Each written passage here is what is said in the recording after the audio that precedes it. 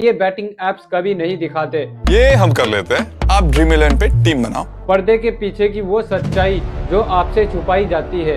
Advertisement कर रहे हैं, जो बड़े बड़े ब्रांड एम्बेसडर्स हैं, जो लोग पैसे ले रहे हैं, तो उनका नेटवर्क भारत में है। तो ऑनलाइन बैटिंग एप्स में पैसा लॉस होने के बाद एक स्टूडेंट सुसाइड कर लेता है। ऑनलाइन गेमिंग में 14 साल के बच्चे ने पिता के अकाउंट में रखे 13 लाख रुपए लगा दिए। जब इस बात की जानकारी परिवार को हुई तो बच्चे ने आत्महत्या कर ली। दोस्तों, आज मैं आपको बताने वाला हूं एक ऐसे बैटिंग ऐप के बारे में जहां आप 500 रुपए लगाकर करोड़ों रुपए जीत सकते हैं। एक ऐसी बैटिंग ऐप जहां पर आप सिर्फ 500 रुपए से करोड़पति बन सकते हो। तो देर किस बात की, आइए शुरू करते हैं। और ये रहा आपकी स्क्रीन पर वो बैटिंग ऐप। कैसा लगा मेरा मजाक? रुकिए, क्योंकि ऐसी कोई भी ऐप एग्जिस्ट ही नहीं करती है। शुरुआत में मैंने ऐसा इसलिए बोला है क्योंकि ज्यादातर सेलिब्रिटीज और इन्फ्लुएंसर्स ऐसी बैटिंग ऐप्स को प्रमोट करते हैं। ओए, प्लेन घुमा भाई। आपकी टीम में कौन? ड्रीम 11। इस खेल में आदत लगना या आर्थिक जोखिम संभव है, जिम्मेदारी से खेलें। तो आज हम जानेंगे इन्हीं बैटिंग ऐप्स के बारे में और देखेंगे आखिर इन बैटिंग ऐप्स के पीछे का काला चिट्ठा क्या है। दोस्तों, शुरुआत होती है 500 रुपए के एक वेलकम बोनस से और खत्म होती है क्राइम ब्रांच के नोटिस या सुसाइड नोट पर।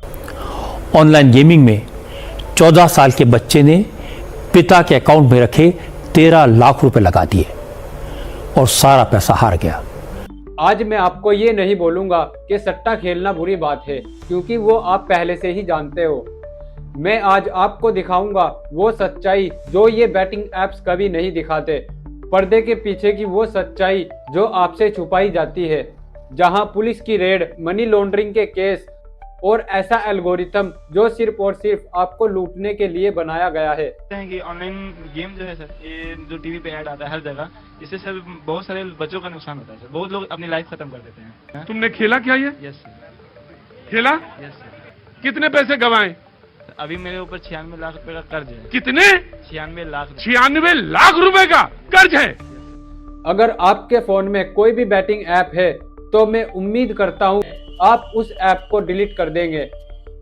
वैसे तो ये बैटिंग ऐप्स का खेल इंडिया में सालों से है, लेकिन पहले इस गेम को खेलना काफी मुश्किल होता था और ज्यादातर इसकी पेमेंट कैश में की जाती थी। लेकिन पिछले कुछ सालों में इंडिया में इन बैटिंग ऐप्स ने बहुत तेजी से ग्रो किया है और इसके 3 बड़े रीजन है। एक बड़ा रीजन ये है कि ज्यादातर लोग आज के टाइम पर स्मार्टफोन यूज करते हैं। हर किसी के लिए इंटरनेट अवेलेबल है। आज के दिन यूपीआई से पेमेंट करना 2 सेकंड का खेल हो चुका है। कोई भी आदमी यूपीआई से पेमेंट करके इन गेम्स को आसानी से खेल सकता है और ज्यादातर लोगों को ऐसा लगता है कि ये ऐप्स लीगल है क्योंकि ये फोन में आसानी से चल जाते हैं। और ज्यादातर लोगों को कंफ्यूजन रहता है कि अगर ऐप फोन में चल रही है तो हो सकता है ये लीगल हो। अगर ऐप फोन में चल रही है तो इसका मतलब ये नहीं है कि ये लीगल है, क्योंकि 100% ये ऐप्स प्ले स्टोर पर अवेलेबल नहीं होते हैं। ये एपीके फाइल होती हैं जिन्हें व्हाट्सएप या टेलीग्राम ग्रुप्स में शेयर किया जाता है। इसे बोलते हैं ग्रे मार्केट। इसके पीछे कभी एजेंट होते हैं, कभी मूल अकाउंट्स और कभी पूरा का पूरा फ्रॉड नेटवर्क। ये नेटवर्क्स हजारों करोड़ों रुपए के होते हैं। साल 2023 में ईडी ने महादेव बुक केस से जुड़े मैसिव सिंडिकेट पर एक्शन लिया। एलिगेशन था कि सिर्फ बैटिंग ऐप नहीं बल्कि मनी लॉन्ड्रिंग की पूरी एक मशीन थी। महादेव बैटिंग ऐप से जुड़ी इस वक्त की बड़ी खबर जयपुर से आपको बताते चले। इस मामले में ईडी की कार्रवाई देखने को मिली है। ईडी ने 3 करोड़ से ज्यादा के नकद जब्त कर लिया है। 573 करोड़ की सिक्योरिटी बॉन्ड और डीमेट अकाउंट को सीज किया गया है। और आपको लगता है कि आप सिर्फ 500 रुपए से खेल रहे हो, लेकिन आपको पता नहीं है कि आप जिस 500 रुपए से खेलते हो वो कितने बड़े फ्रॉड बिजनेस का हिस्सा बन रहे हैं। फिलहाल दोनों इस बैटिंग ऐप को दुबई से चलाते हैं। ये बैटिंग ऐप हर दिन कई करोड़ का मुनाफा कमा रहे हैं। इस ऐप पर ऑनलाइन मनी लॉन्ड्रिंग का भी आरोप है। ऐसा ही एक केस दिल्ली और केरला साइबर सेल के पास आया, जहां लोगों को बोला गया कि क्रिप्टो में इन्वेस्ट करो और बैटिंग करके पैसा डबल करो। शुरुआत में अच्छा खासा प्रॉफिट लोगों को दिया गया, लेकिन जब लोगों ने बड़ा अमाउंट लगाया तो ऐप बंद हो गई और कभी पैसा वापस नहीं मिला। देखा आपने लापरवाही का नतीजा है। और एक तरीका है फर्जी अकाउंट्स के थ्रू ये सारा पैसा घुमाना, क्योंकि ये अरबों करोड़ों रुपए का बिजनेस होता है। अगर ये लोग इस पैसे को अपने पास रखते हैं तो इनके ऊपर ईडी रेड कर सकती है और सारा पैसा जब्त कर लेगी, क्योंकि इन बैटिंग ऐप्स से जो अरबों रुपए की कमाई होती है, इस पैसे को ये लोग अपने पास नहीं रखते हैं, या तो विदेश भेज देते हैं या फिर फर्जी अकाउंट्स के थ्रू इस पैसे को घुमाते रहते हैं। घुमाने के लिए ज्यादातर स्टूडेंट और आम नागरिकों का इस्तेमाल किया जाता है। कुछ पैसों का लालच देकर ये उन लोगों की अकाउंट डिटेल लेकर उनके अकाउंट में पैसा डिपॉजिट करवाते हैं और बाद में उस पैसे को एक अकाउंट से दूसरे अकाउंट घुमाते रहते हैं।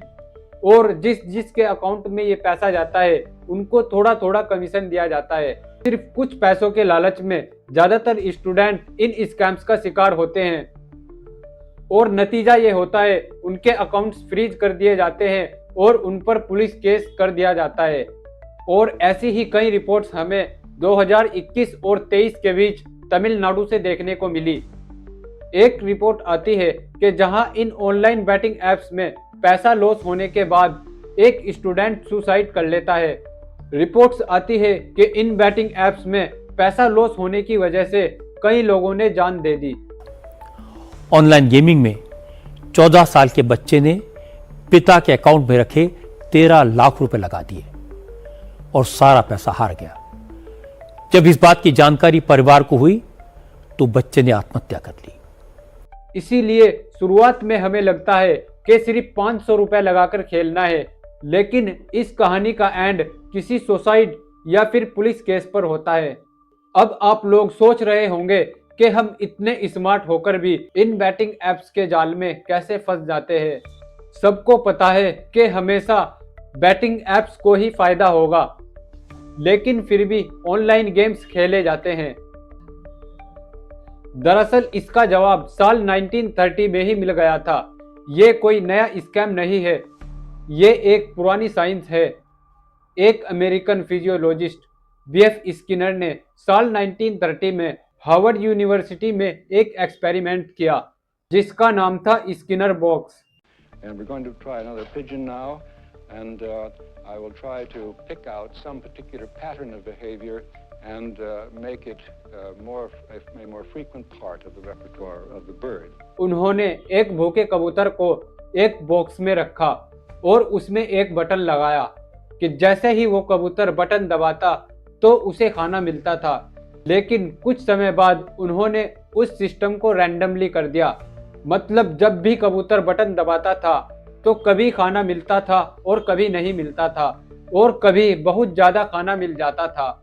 नतीजा ये हुआ वो कबूतर पागल हो जाता है, वो बटन दबाता रहता है, वो ये सोचकर बटन दबाता रहता है कि कभी ना कभी ज्यादा खाना जरूर आएगा। आज के दौर में हम वही कबूतर हैं और ये ऐप्स स्किनर बॉक्स हैं, क्योंकि ये ऐप्स उसी रैंडम सिस्टम पर काम करती है और हम इन ऐप्स में पैसा लगाते रहते हैं ये सोचकर कि कभी ना कभी ज्यादा पैसा जरूर आएगा। ऐसे हालात में बेहतर यही है कि वक्त रहते इंसान सतर्क होकर अपने जज्बात को काबू में रखकर अपने कदम पीछे हटा ले और अपनी जिंदगी को एक नई दिशा की तरफ मोड़ने की कोशिश करे।